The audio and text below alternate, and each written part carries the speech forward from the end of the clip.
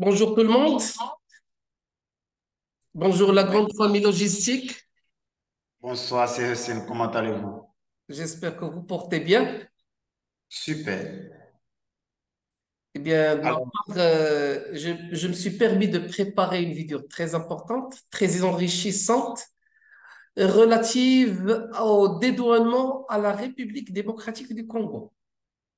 Ce sera magnifique, je, vous allez voir. je suis impatient. Ben, je vais partager sur place. Très bien.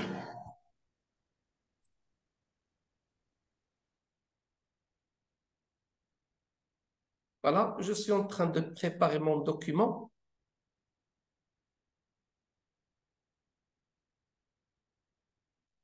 OK, on va parler de dédouanement à la République démocratique du Congo. Qu'est-ce qui se fait là-bas? Et est-ce qu'il y a une petite différence par rapport au Maroc ou bien au Bénin? On va voir qu'il y a une phase du pré-dédouanement qui consiste à conduire la marchandise devant la douane. Ça veut dire quoi? Si vous êtes capitaine d'un bateau, ou commandant d'un navire, ou conducteur d'un camion, eh bien, la première phase, c'est de déclarer votre marchandise dans un manifeste auprès de la douane. Et donc, ça peut être une déclaration qui est manuelle ou électronique, mais dans tous les cas, il y a une deuxième phase qui s'appelle prise en charge. Si votre marchandise, vous venez par exemple par camion, il faut que dans l'enceinte ou bien le bureau de douane, il faut que votre marchandise soit placée sous contrôle de la douane. Et c'est ce qu'on appelle une prise en charge. Dans tous les cas, cette prise en charge se fait automatique si on vient par avion ou bien par bateau. Donc, si on vient dans l'enceinte portuaire ou bien dans l'enceinte aéroportuaire, la prise en charge se fait automatique. Une troisième phase s'impose dans le prédédouanement, c'est simplement que le transitaire, dans ce cas, il va prendre la marchandise, il va la mettre dans un magasin et aire de dédouanement. Ça s'appelle un MAD. Et donc, c'est un lieu de stockage où il y a un douanier qui contrôle votre marchandise. Au Maroc, on l'appelle MEAD quand même, une petite différence. Et donc, ce que vous allez faire en deuxième phase, c'est de prendre ces documents et vous allez faire la déclaration auprès du bureau de douane. Bien sûr, la marchandise que vous allez mettre dans ce MEAD ou ce MAD, elle est de 15 jours pour la marchandise qui vient en maritime et 5 jours pour les autres types d'envois. Dans tous les cas, vous pouvez demander encore l'augmentation de la durée de stockage, mais ça ne doit pas dépasser une date limite. C'est-à-dire tout simplement que vous avez 2 mois pour mettre la marchandise au grand max dans les entrepôts. Sinon, tout simplement, la vente aux enchères. La suite maintenant, c'est que si vous avez votre marchandise en maritime, le manifeste, il permet la déclaration de tous les bills of lading que vous avez. Mais la déclaration sommaire, elle concerne que la marchandise qui va débarquer ou embarquer. La même chose pour l'aérien.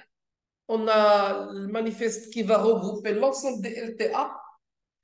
Eh bien, la marchandise qui va être débarquée dans un port précis ou embarquée, elle sera déclarée dans une déclaration sommaire. Et c'est la même chose pour les LVA, pour les camions, qui va concerner, le manifeste va concerner toute la marchandise depuis la sortie du camion. Et bien sûr, les déclarations sommaires, elle va concerner que la marchandise qui va descendre au sortir de ce territoire. Donc, voilà, pour ce qui est de cette partie. Je vais essayer d'agrandir juste le petit schéma, juste pour vous dire que la marchandise, qu'elle vienne en aérien, en routier ou bien en maritime, il y a cette phase qu'on appelle le pré-dédouanement. Mais la phase de dédouanement, ça va concerner juste la marchandise, l'opération de déclaration de la marchandise. Et cette opération de déclaration de marchandise suppose au préalable que la marchandise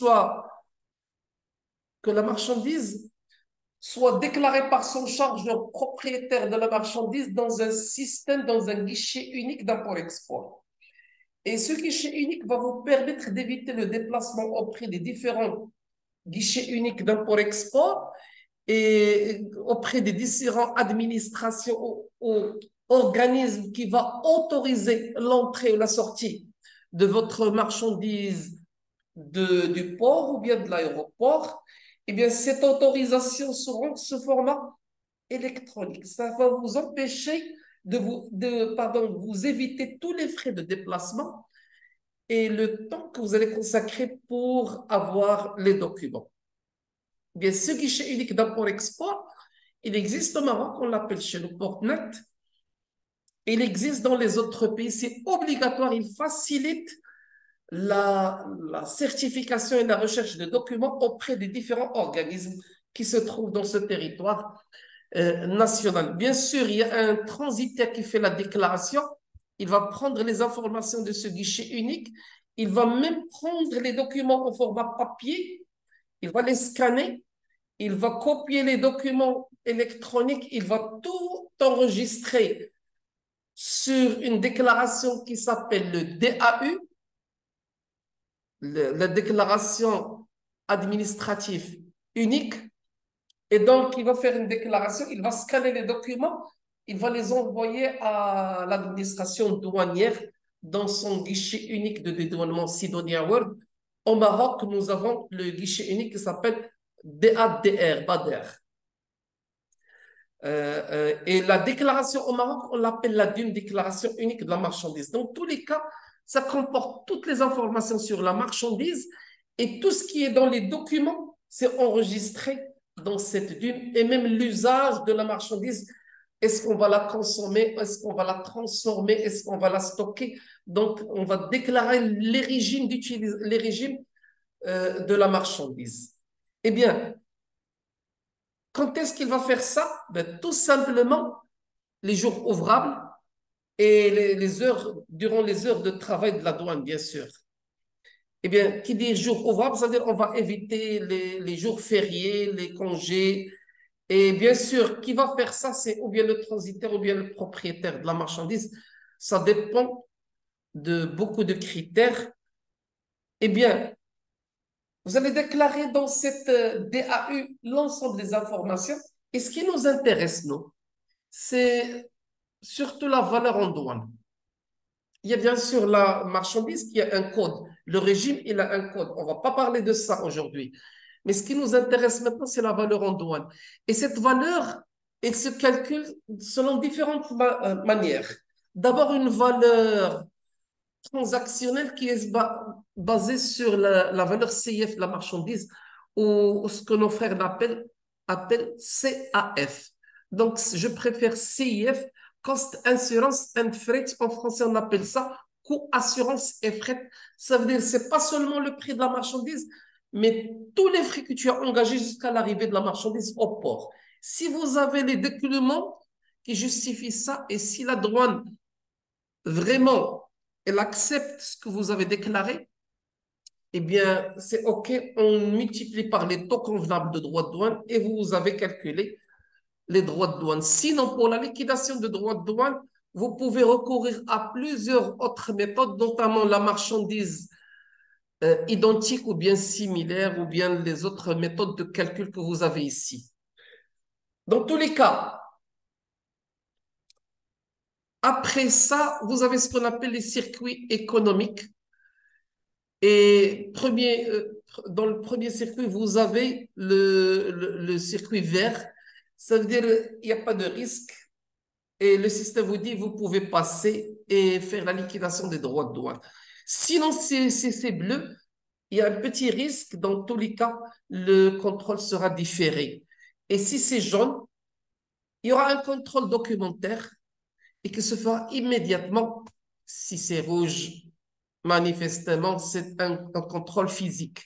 Eh bien, le résultat de ce contrôle, il est mis dans un certificat de visite. Si c'est OK, vous pouvez liquider. Sinon, vous ne pouvez pas faire passer votre marchandise en douane. Et bien sûr, si vous avez liquidé, et vous avez payé les droits de douane sur place, on vous donne ce qu'on appelle la main levée ou le banc à enlever. Alors, si vous avez l'argent, c'est bon. Si vous n'avez pas l'argent, vous pouvez demander qu'on vous échelonne le paiement des droits de douane contre, bien sûr, une caution et contre le paiement des intérêts. Je vous donne un petit exemple pour le crédit d'enlèvement. Si vous avez, à partir du 16e jusqu'au 30 jours, 30e jour, le taux que vous payez contre le retard de paiement de droits de douane est de 0,45% qui se calcule sur la base du montant principal que vous deviez payer à la douane.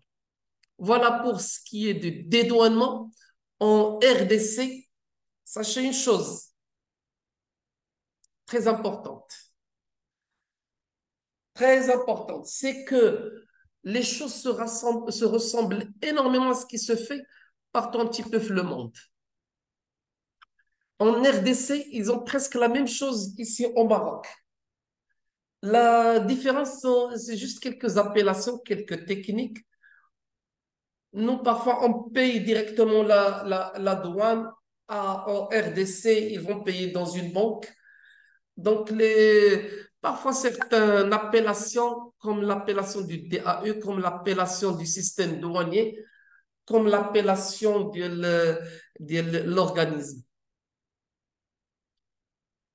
Dans tous les cas, il faut savoir une chose, que le petit changement diffère par rapport aux pays qui n'ont pas qui ne sont pas côtières, c'est-à-dire les pays d'interland. Il y a un petit changement, il y a quelques petites différences. Je vais essayer dans la prochaine vidéo de parler du Tchad. Ça pourrait nous clarifier la différence entre les pays d'interland et les pays qui ont des ports près de la mer. Voilà, merci pour votre attention et par la suite, on verra, si Dieu le veut, le dédouanement dans d'autres pays d'Afrique, notamment dans le Tchad.